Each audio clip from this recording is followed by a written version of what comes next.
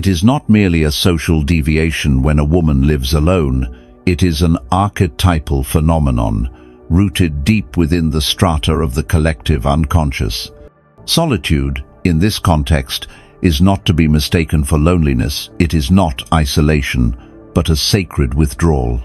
The woman who lives without a man, not out of hatred, but from a quiet knowing, often embodies a symbolic image of the anima sophia, the wise feminine that exists outside of masculine dependence. She is the one who communes with inner truth, not external approval. To live without a man, for a woman, is a radical individuation. It is a path rarely celebrated by society, for the collective psyche still expects the feminine to complete itself through the masculine. But this woman has turned inward, descending into her own psyche, to meet the images that arise not from another's gaze, but from her own inner mirror. Her solitude is a confrontation, a daring descent into the shadowed valley of the self. We must understand that to live alone is to wrestle with the tension of opposites. There is no one to project the inner masculine, the animus, onto. She must wrestle him herself within the soul's furnace. In this sense, the solitary woman does not escape the masculine, she integrates it. She must listen to its voice, not in a lover's mouth, but in her own thoughts, in her convictions, in the firmness of her choices. This is the road of depth, not of denial. Society often misunderstands such women.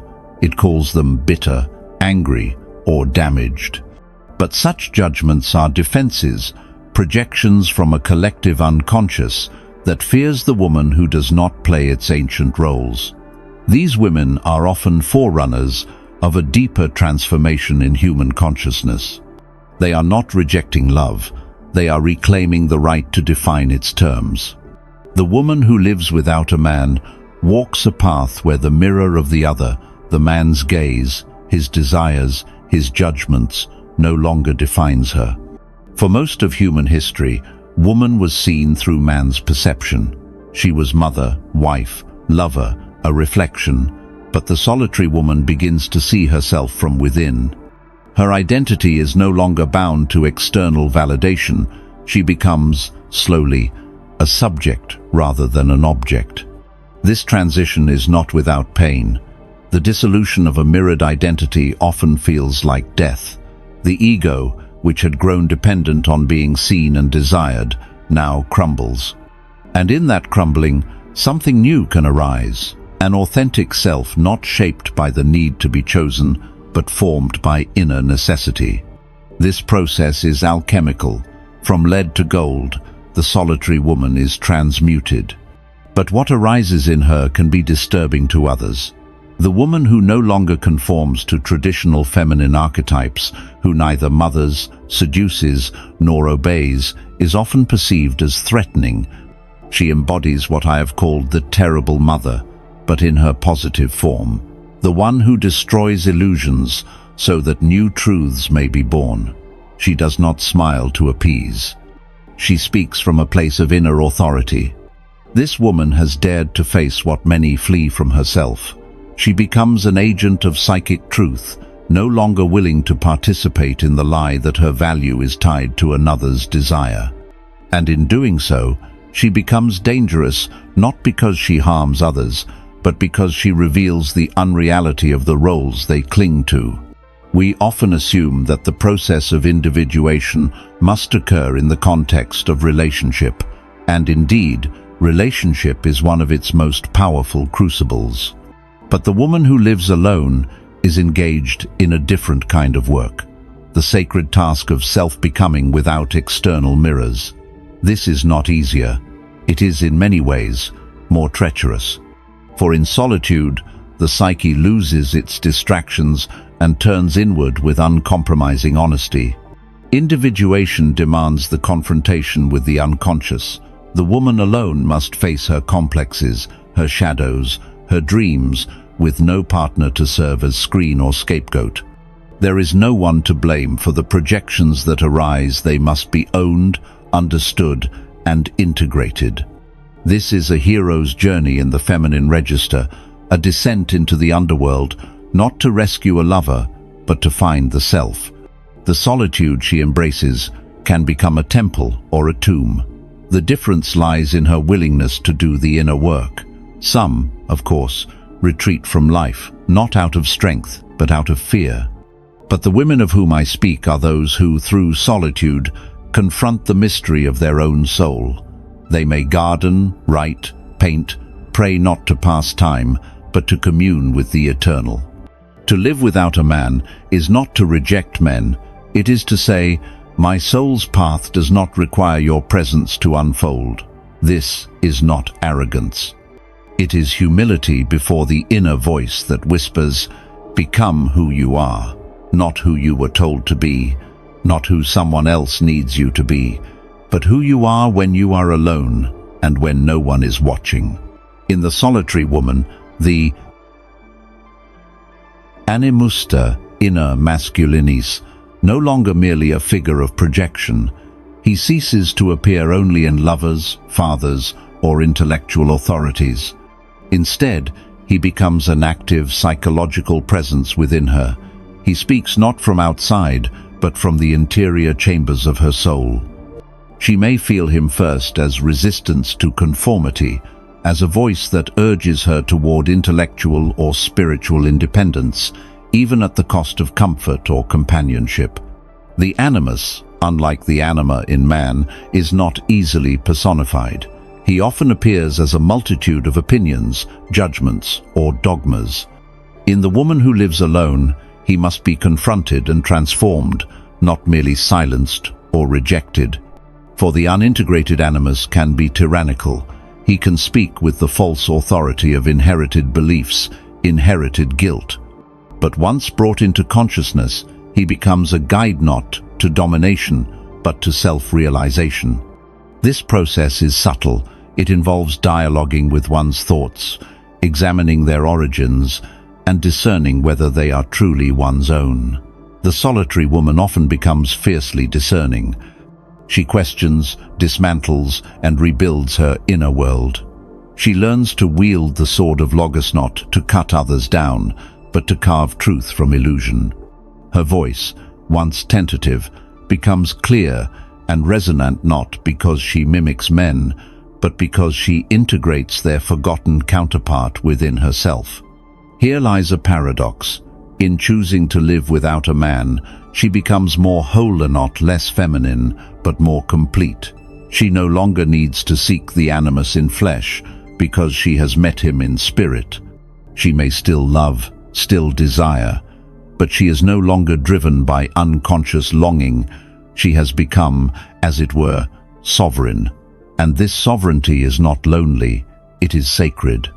The woman who chooses solitude threatens the collective order, not because she is aggressive, but because she is free. And freedom, true, inner freedom, is a dangerous thing in a world built on roles and expectations. When a woman says, I do not need a man to complete me, she unsettles the foundations of centuries, old myths that told her otherwise. For thousands of years, women were defined relationally as daughters, wives, and mothers. The unattached woman existed at the margins. She was the witch, the nun, the spinster. Often she was feared or pitied, rarely admired. But this cultural fear is not about the woman herself. It is about what she represents. She is the rupture in the myth of dependency. She is the living symbol of possibility beyond structure. What society fears, it labels. It projects its own discomfort onto those who refuse to conform. Thus, the solitary woman is often called cold, difficult, or broken. These projections serve to protect the collective psyche from facing its own fragility. For if one woman can live fully without a man, then perhaps others can too. And then the structures, social, religious, familial, begin to tremble. Yet such women are not enemies of relationship. Many love deeply. They are not anti-men. They are simply pro-truth. They ask not to be completed, but to be met. Not to be needed, but to be seen. And this is what makes them unsettling. They demand a depth of presence and authenticity that few are ready to offer. They demand the same wholeness they have fought to achieve in themselves. Myth has always known of the solitary woman, though she is often hidden behind veils of metaphor. She appears as Hestia, the Greek goddess of the hearth, whose sacred fire burns in the quiet center. She is Sophia, divine wisdom, who speaks in whispers and dreams. She is the crone, the wise woman who lives in the forest, feared and sought in equal measure. These figures are not accidents. They are archetypes of the self-realized feminine. In many tales, such women are gatekeepers to transformation. The knight must pass through her domain. The seeker must listen to her riddles. She appears not as an obstacle, but as a threshold. Her solitude is not exile. It is guardianship. She watches over the mysteries that cannot be spoken in polite society, the mysteries of the soul, of the body, of the eternal. Such symbols remain powerful because they point to psychological truths. The solitary woman is not new, she is eternal. What is new is that she now walks among us in daily life, no longer cloaked in myth. She writes, teaches, creates, and heals. She does not need to live in a tower to be sovereign. Her power is no longer hidden in the forest, it is expressed in the world. Yet myth still sustains her. In solitude, she dreams, and in her dreams, the ancient symbols return. She is nourished by them. She becomes, in time, a new myth herself, a living story of what it means to be whole, to belong not to another, but to oneself and to the deep. 7. Creativity and the inner masculine. One of the fruits of this inner integration is often a surge in creativity. When the animus is no longer projected outward, but engaged inwardly, he becomes a source of inspiration. The solitary woman may find herself drawn to painting, writing, music, or invention not for acclaim, but as a way of dialoguing with her own soul. Her solitude becomes a womb of creation. This creative impulse is not limited to art. It may manifest in the way she builds her life, tends her home, organizes her time. Creativity, in its deepest sense, is the act of bringing something into being that did not exist before. It is the sacred marriage of inner masculine and feminine vision and receptivity, action and intuition. The danger here is inflation. If the animus is not fully integrated, his creative force can become manic, driven, disconnected from the body. The woman may lose touch with her grounding and float in abstraction. Thus, the true solitary woman must remain connected to earth, to silence, to the body's rhythms. Her creativity must emerge not from ego, but from soul. And when it does, it is powerful. She may write words that echo in others' hearts, though she writes them in silence. She may build communities, heal others, mentor the younger women who still search for themselves in mirrors. She becomes not a solitary figure only, but a saucer wellspring of meaning in a world that thirsts for depth. In Jungian psychology, the virgin does not mean one who is sexually untouched, but one who is one in herself. The woman who lives without a man often embodies this archetype. She belongs to no one. Yet this archetype, like all, has a shadow, and it must be faced, lest it undo her work. The shadow of the virgin is spiritual pride, the belief that independence equals superiority. She may come to see others' need for relationship as weakness. She may retreat so far inward that she forgets how to connect. In denying vulnerability, she may become brittle. In resisting the roles of lover or mother, she may also resist love. The task is integration, not rejection. She must learn to open while remaining whole, to love without losing herself. This is no small feat, but without this openness, her solitude becomes sterile. She becomes untouchable, not out of strength, but out of fear. True individuation includes the ability to relate not from need, but from overflow. Thus, the virgin must embrace the lover, the mother, the friend not as roles, but as facets of the self. She need not become someone else. She must simply remember that the soul is a mosaic, and each piece has its place. Solitude is a path, but it is not the whole journey. Love, too, is part of the great work. At the heart of this path lies a reclamation of authority, not over others, but over one's own life. The solitary woman answers not to culture, nor family, nor tradition. She answers to something deeper, the voice within. This voice is not loud, it is subtle, often drowned out by the world's noise. But it is true. To hear it, she must cultivate silence. She must discern between the voice of the inner criticophon, the unredeemed animus, and the voice of the self. This is the voice that speaks through dreams, through longings, through the quiet joy that comes when one is aligned with purpose. It is the voice that says, "This is the way, walk in it." This inner authority is deeply feminine. It is not about domination, but about presence. It does not control, it centers, and once claimed, it cannot be taken.